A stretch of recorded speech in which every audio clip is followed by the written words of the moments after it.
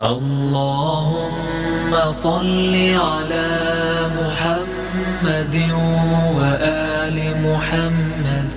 مدینہ کی سرزمین مسلمانوں کے لیے نئی زندگی کی نوید لے کر آئی۔ ہجرت کے بعد پہلی بار انہیں سکون اور آزادی ملی، مگر مہاجرین خالی ہاتھ آئے تھے۔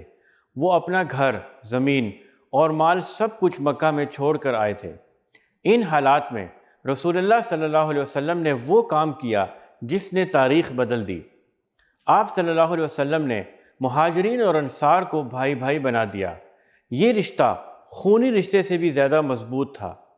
ایک مہاجر کا بھائی ایک انصاری ہوتا، دونوں ایک دوسرے کے دکھ درد کے ساتھی بنتے۔ انصار نے اپنے گھروں کے دروازے کھول دیے، اپنی کھیت اور باغات بانٹ لیے۔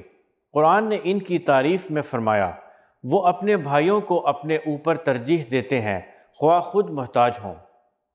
حضرت عبد الرحمن بن عوف رضی اللہ عنہ اور حضرت سعد بن ربیع رضی اللہ عنہ کی مثال اس کی سب سے روشن تصویر ہے۔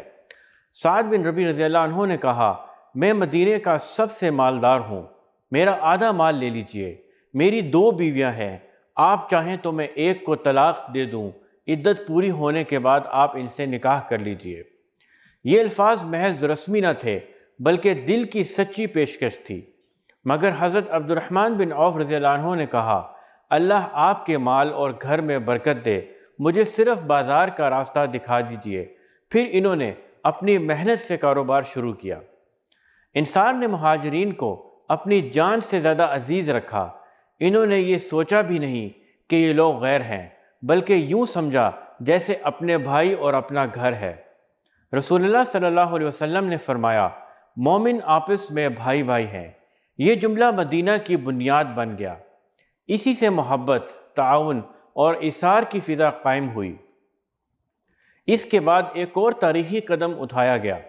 نبی کریم صلی اللہ علیہ وسلم نے مدینہ میں بسنے والے یہودی قبائل اور مسلمانوں کے درمیان تحریری معاہدہ کیا۔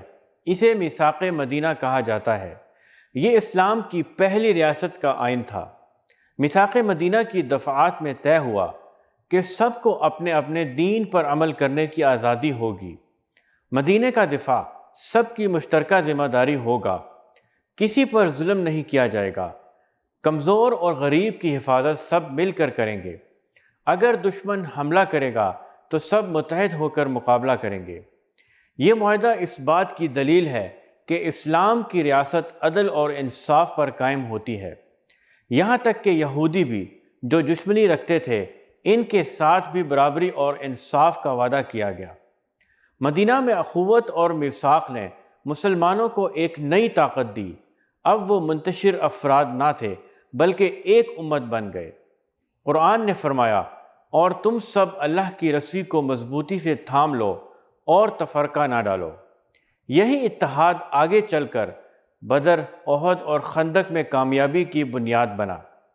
ناظرین، اصل طاقت محبت اور بھائی چارے میں ہے۔ عدل اور انصاف کے بغیر کوئی ریاست قائم نہیں رہ سکتی۔ اے اللہ، ہمارے دلوں میں اخوت اور محبت ڈال دے اور ہمیں ایسا معاشرہ بنانے کی توفیق دے جو مدینہ کی مثال پر قائم ہو۔ آمین۔